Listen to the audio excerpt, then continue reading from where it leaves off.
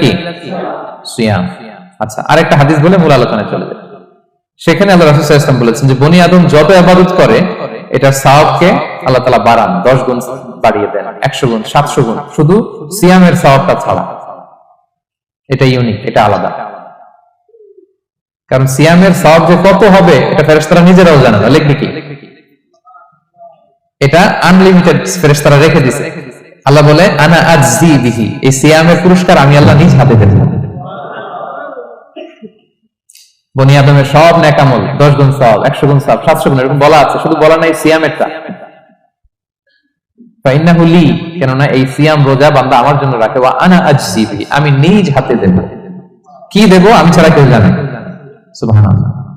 তো এই যে পুরস্কার আপনারা পাবেন, একটা সারপ্রাইজ গিফট রয়ে গেছে। ভালো লাগতেছে না শুনে আপনাদের? আলহামদুলিল্লাহ বলি সবাই।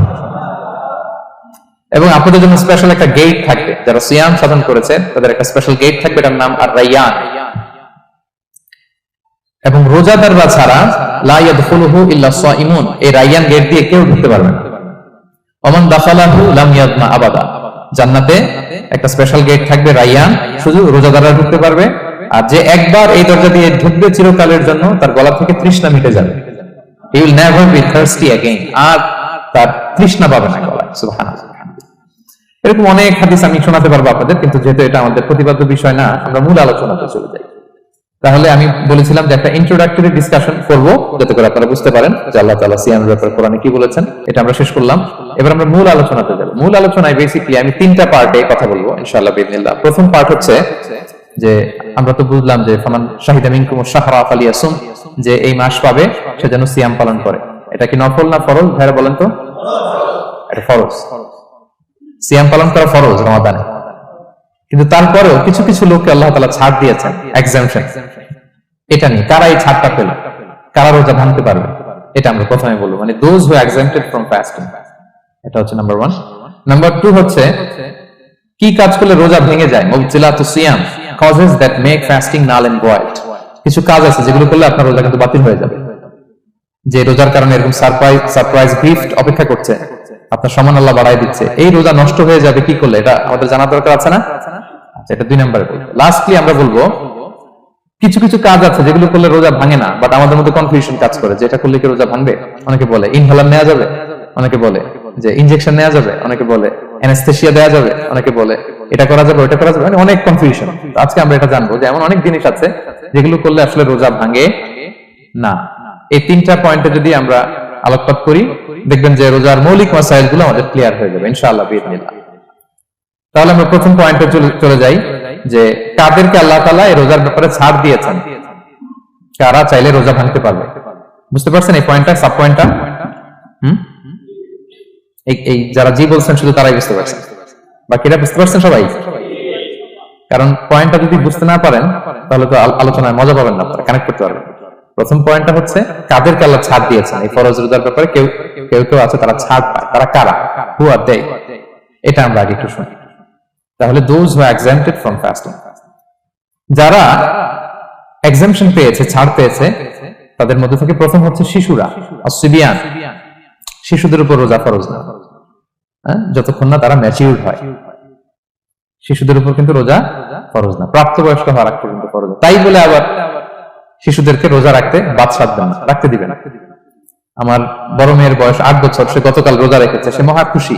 সে কখনো অডিও কল দেয়, কখনো ভিডিও কল দেয়, কখনো ইফতারের ছবি পাঠায়। মানে এটা তাদের মধ্যে কিন্তু একটা অনেক চমৎকার একটা ভালো ইমেজ কাজ করে। আপনারা বাধা দিবেন না যদি রাখতে চায়। অনেক বাবা মারা এত সচেতন, এত অতি সচেতন যে ছেলে মেয়েরা রাখতে চায় কিন্তু বাবা মারা দিতে চায় না। 1-2 দিন না খেয়ে থাকলে বাচ্চারা মরে যায় না। তার মধ্যে এই যে একটা স্পিরিচুয়াল একটা কি বলবো ভাইব আসলো, একটা স্পিরিট আসলো, এটা যেন আমরা নষ্ট না করি। আমার মনে আছে বৈশাখী টেলিভিশনে একটা লাইভ প্রোগ্রামে এক ছোট্ট মেয়ে প্রশ্ন করতেছে যে হুজুর আমি তো রোজা রাখতে চাই, আম্মু আমাকে রাখতে দেয় না, তো আম্মুকে একটু বলে দেন যাতে আমাকে রাখতে দেয়। ছোট্ট একটা মেয়ে, সে ফোন করে আমাকে প্রশ্ন করলো। তো দেখেন যে এটা ওই বাবা মায়ের তো গর্ব করা উচিত যে আমার ছোট্ট মেয়ে 7 বছর 8 বছর, যদিও এখনো ফরজ হচ্ছে, আরো কয়েক বছর পরে হবে, কিন্তু সে রাখতে চায়, সে সেলিব্রেট করতে চায় সিয়ামকে। আমরা যেন তাদেরকে বাধা না দেই, আমরা যেন তাদেরকে ইন্সপায়ার করি। আমার মনে আছে আমি ছোটবেলা, তখন আমি মাদ্রাসায় ভর্তি হই নাই, আমি তখন স্কুলে পড়তাম। তো তো খুব ছোট, কিন্তু আমি রোজা রাখতে চাইতাম, আব্বা আম্মা দিতে চাইতো না। আমার দাদি আমাকে বলতো যে তুমি একটা কাজ করবা, তুমি সকালে স্কুলে যাবা, দুপুর 12টায় ফিরে আসবা, এসে খেয়ে ফেলবা, তো হাফ রোজা হয়ে গেল, অর্ধেক। এরপরের দিন আবার সকালে না খেয়ে যাবা, দুপুর 12টায় এসে খেয়ে ফেলবা, এনাদার হাফ, তো 2 হাফ মিলে একটা হয়ে গেছে। এইভাবে আমি অনেকগুলো রোজা রাখছিলাম ওই বছর। এখনো এই স্মৃতি আমাকে স্মৃতিকাতর করে। আমার দাদি নাই, চলে গেছেন, আল্লাহ আমাকে জান্নাত নসিব করুক, আমরা দোয়া করি। কিন্তু আজও আমার কাছে এই নস্টালজিয়া ফিলিংটা হয় যে আমি কিন্তু এইভাবে রোজা রাখছিলাম ছোটবেলায়। আমাদের বাচ্চারাও তাই করে। সো ওদের মধ্যে যে এই আবেগ, এই উচ্ছ্বাস, এটাকে যেন আমরা নষ্ট না করি। বাট লিগালি তাদের উপর রোজা ফরজ হয়নি প্রাপ্তবয়স্করা রাখবে, তাহলে ওদের রাখা লাগবে না। নাম্বার 2, মাজনুন, পাগলদের উপর রোজা ফরজ হয় না।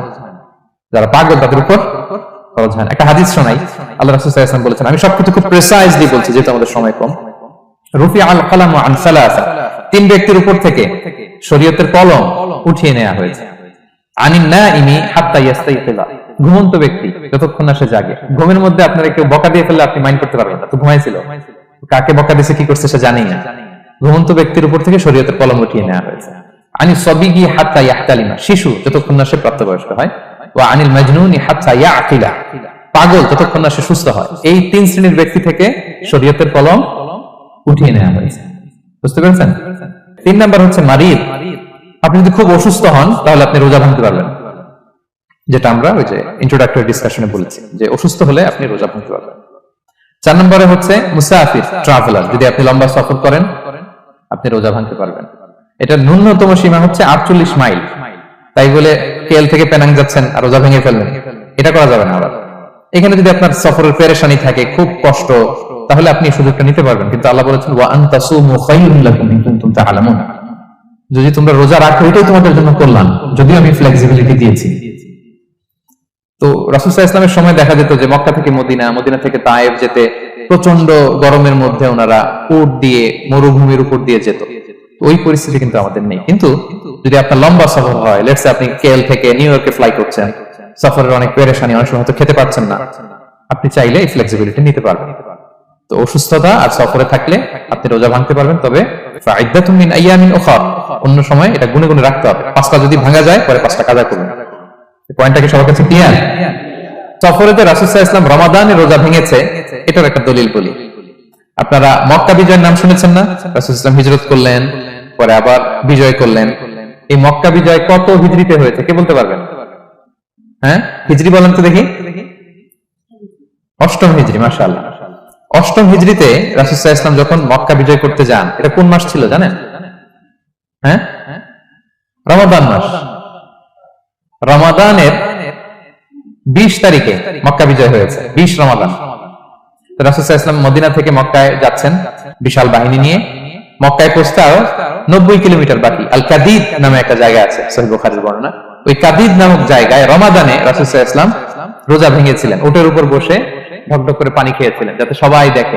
কারণ সবাই ভাববে রমাদানের রোজা রাখবো কি রাখবো না, সবাই আলাদা করে বলতে অনেক সময় লাগবে। রাসূল সাল্লাল্লাহু আলাইহি ওয়াসাল্লাম একটা উঁচু জায়গায় সবাইকে দেখে ওটের উপর পানি খেয়ে ফেললেন। বলে রাসূলের দেখা দেখি সব সাহাবারা পানি খেয়ে রোজা ভেঙে ফেললো। এটা কোন মাস ছিল? সবাই বলতে হবে কোন মাস? রমাদান। রাসূল সাল্লাল্লাহু আলাইহি ওয়াসাল্লাম সফরে ছিলেন, ফলে তিনি রোজা ভেঙেছেন। দলিল পাইছেন? হ্যাঁ, আচ্ছা, সংক্ষেপ করে দিচ্ছি, লম্বা কথা সংক্ষেপ করে দিচ্ছি। আর কোরআনের আয়াত তো শোনালামই আমি, ফামান কানা মিনকুম মারিদান আও আলা সাফার ফাইদাতুম মিন আইয়ামিন উখরা, কেউ যদি অসুস্থ হয় কিংবা ট্রাভেল করে চাইলে রোজা ভাঙতে পারবে, তবে গুনে গুনে পড়া আদায় করে নিতে হবে। এই যে গুনে গুনে পড়া আদায় করে নিতে হয়, এটারে বলে আরবিতে কদা, বাংলায় আমরা যেটাকে কাজা বলে অভ্যস্ত। বাংলা আমরা কি বলি? একটু কথা বলেন আমার সাথে, বাংলায় কি বলি? কাজা বলি। তো আপনি অসুস্থতার কারণে যদি রোজা ভেঙে ফেলেন পরে এগুলো কাজা করবেন, সফরের কারণে যদি রোজা ভেঙে ফেলেন পরে আপনি কাজা করবেন। 5 নম্বরে যাদেরকে এক্সাম্পশন দেওয়া হয়েছে ওটা আমি আয়াতে বলেছি, আরবিতে তাদেরকে বলে আল হারাম, মানে very old man or women, খুবই বয়োবৃদ্ধ, অতিবৃদ্ধ মানুষ, 100 বছর 105 বছর এরকম আমাদের কিছু মুরব্বীরা আছে না, ওনাদেরকে খাবার দিলে খেতে পারে না, কাউকে চিনে না, ওনাদের জীবনের স্বাদ আল্লাহ সব শেষ, বিদায়ের সময়, ওই সময় উনি আর কি রোজা রাখবেন? এজন্য আল্লাহ তাআলা ওনাদেরকে ছাড় দিয়েছে। অনুরূপ ভাবে যদি এমন কোন অসুস্থ হয়, মানে মারিদুন লা ইউরজা শিফাউ, সে যে আবার সুস্থ হবে এই আশা আর নাই, এরকম ডাক্তার অনেক বলে দিয়েছে যে ক্যান্সারের 3rd স্টেজে চলে আসছে, সে সার্ভাইভ করবে যতদিন কেমোথেরাপি দেওয়া হবে, তো শেষের দিকে সে অনেক অসুস্থ, অনেক ড্রাগস নিতে হয়, ওষুধ খাইতে হয়, তার আর সুস্থ হওয়ার সম্ভাবনা নাই। এই 2 শ্রেণীর লোকদের জন্য ছাড় দেওয়া হয়েছে তাদের কাজা করা লাগবে না, কারণ কাজা তো করতেই পারবে না। কি বলেন? তারা ফিদিয়া দিবে। কি দিবে বলেন? কি দিবে? ফিদিয়া। ফিদিয়া হচ্ছে প্রত্যেকটা রোজার জন্য একজন মিসকিনকে 2 বেলা করে খাওয়ানো। আই রিপিট, একটা রোজার জন্য একজন মিসকিনকে 2 মিলস, বাস হয়ে গেল। 30টা যদি উনি রাখতে পারে নাই, আপনি একজন মিসকিনকে 30 বেলা 2 মিল খাওয়াতে পারেন, অথবা 30 জনকে 2 বেলা খাওয়াতে পারেন, অথবা 60 জনকে 1 বেলা খাওয়াই দিতে পারেন, অথবা এই পরিমাণ টাকা দিয়ে দিতে পারেন। হিসাবটা সহজ হয়েছে না? লেটস সে মালয়েশিয়াতে একটা রেগুলার মিল নিতে কত লাগে? ধরেন যে মালাই দোকান বা মামাদের যে দোকানগুলো, একটা নাসি নিলাম, একটা আইয়াম নিলাম, একটা 100+ নিলাম, এই তো একটা প্যাক হয়ে গেছে। কত পড়বে? 10 রিঙ্গিট, রাইট? তাহলে 10 রিঙ্গিট হচ্ছে একটা মিল, আর 2টা মিল করলে 20 রিঙ্গিট। তাহলে প্রত্যেকটা রোজার জন্য 20 রিঙ্গিট করে আপনাকে ফিদিয়া গুনতে হবে। 30টা রোজার জন্য কত? 600 রিঙ্গিট। তাহলে ফিদিয়া ব্যাপারটা ক্লিয়ার হয়েছে সবার কাছে? আমাদের এরকম মুরব্বী যদি থাকে যারা রোজা রাখতে পারছেন না, তাদের জন্য আমরা এইভাবে ফিদিয়া আদায় করি। গেল। ইমাম মালিক আলাইহি রাহমা, মালিকি মাযহাবের ইমাম, উনি ওনার শেষ জীবনে খুব অসুস্থ ছিলেন। উনি ওনার শেষ জীবনের রমাদানে রোজা রাখতে পারেন নাই, এত বয়স হয়ে গেছিল, রোজা রাখতে পারেননি। তো উনি 30 জন মিসকিনকে এনে গোশত আর রুটি খাওয়াই দিয়েছিলেন একসাথে। ফিদিয়া আদায় হয়ে গেছে। তো এরা ছাড় পাবে। 6 নম্বর হচ্ছে আসহাবুল আমাল আশ-শাক্কা, যারা খুব কঠিন কাজ করে। এই প্রসঙ্গটা নিয়ে অনেকে ভুল বুঝে। এটা হচ্ছে এমন এমন কাজ যারা করে, যারা কাজ করতে করতে অসুস্থ হয়ে যাওয়ার সম্ভাবনা আছে, মৃত্যুর মুখোমুখি, বেহুশ হয়ে যাওয়ার সম্ভাবনা, হ্যাঁ, তাদের জন্য ছাড় দেওয়া। ব্যাপারটা এমন না যে কেউ মরুভূমিতে কাজ করে সে রোজা ভাঙতে পারবে, কেউ রিক্সা চালায় কেউ রোজা ভাঙতে পারবে, কেউ স্টোন ক্র্যাশে কাজ করে সে রোজা ভাঙতে পারবে, এরকম। ধরেন যে মরুভূমিতে যারা কাজ করে, বা বাংলাদেশের সামারে যারা রিক্সা চালায়, অথবা আয়রন ফ্যাক্টরিতে যারা কাজ করে, অনেক সময় এমন হয় তারা ডিহাইড্রেশনে ভুগতে ভুগতে বেহুশ হয়ে যায় কাজের মধ্যে, এরকম হয় না? হয়। তাদের জন্য ছাড়, কিন্তু তাদের জন্য রেকমেন্ডেশন হচ্ছে এটা ফরজ ইবাদত, এটা তাদেরকে রাখতেই হবে।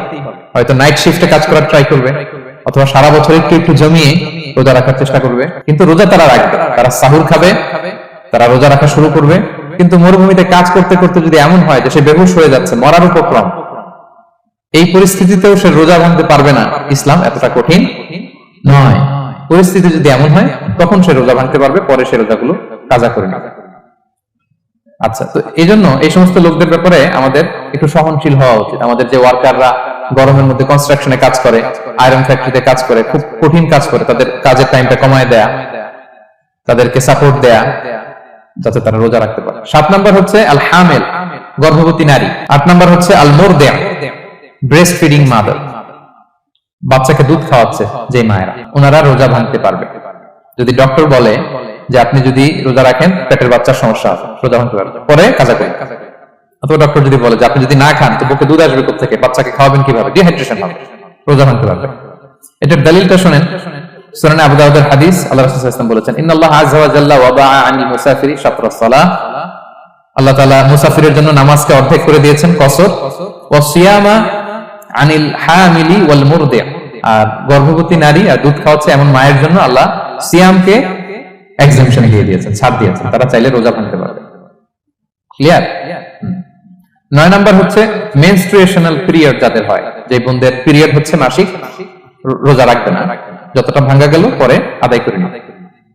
10 নম্বর হচ্ছে পোস্টপার্টাম পিরিয়ড, যেটা নিফাস বলে, আফটার বার্থ, এই বেবি ডেলিভারি। বেবি ডেলিভারির পরে আমাদের বোনদের যেই পিরিয়ডটা হয় সে সময় ওনারা রোজা রাখবেন, কয়টা ভাঙলো গুনে পরে কাজা করে ফেলবেন। এবং আম্মা জান আয়েশা রাদিয়াল্লাহু তাআলা আনহা উনি বর্ণনা করেন, কুননা নাহিদু আলা আহদি রাসূলিল্লাহ, এটা একটা ন্যাচারাল প্রসেস, আমাদের আম্মা জান নবীদের স্ত্রীদেরও এটা হতো। তিনি বলতেন যে আমাদের যখন পিরিয়ড হতো, সুম্মা নাফুর, তারপর যখন আমরা সুস্থ হয়ে যেতাম, ফায়ামুরুনা বিকাদাইস সিয়াম, রাসূল সাল্লাল্লাহু আলাইহি ওয়াসাল্লাম আমাদেরকে রোজাগুলো কাজা করতে বলতো, ওয়ালা ইয়ামুরুনা বিকাদাইস সালাহ, নামাজ কাজা করতে বলতো না। আমাদের বোনরা পিরিয়ডের কারণে যে নামাজগুলো চলে যায় এগুলো কিন্তু পড়তে হয় না পরে, কিন্তু রোজা যদি ভাঙা হয় সেগুলো কি করতে হয়? রাখতে হয়।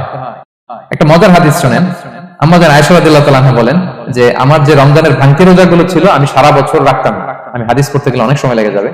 সারা বছর আমি রাখতাম না, এটা আমি শাবান মাসে রাখতাম। কোন মাসে? শাবান মাসে। কেন?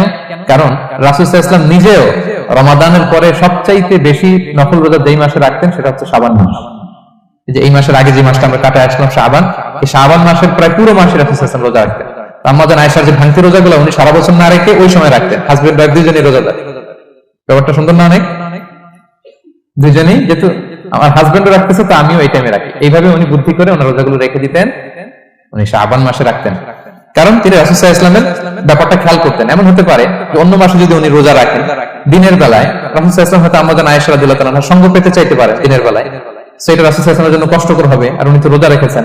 সো উনিও প্ল্যান করে এমন সময় রাখতেন যে সময় রাসূল সাল্লাল্লাহু আলাইহি ওয়াসাল্লাম রোজা রাখতেন, শাবানে রাখতেন। তো আমাদের বোনরা এই কাজটা করতে পারেন, শাবানে আপনারা এগুলো রাখতে পারেন। এই পয়েন্টটা শেষ। এই লোকেরা রোজা ফরজ হওয়ার পরেও ছাড় পাবে, আর যে সমস্ত ক্ষেত্রে ভাঙতে পারবে তারা পরে এগুলো কাজা করবে। কাজা মানে একটা রোজার জন্য একটা রাখা, একটার জন্য একটা রাখা। আর ফিদিয়া মানে কি একজন বলতে পারবেন? বলেন।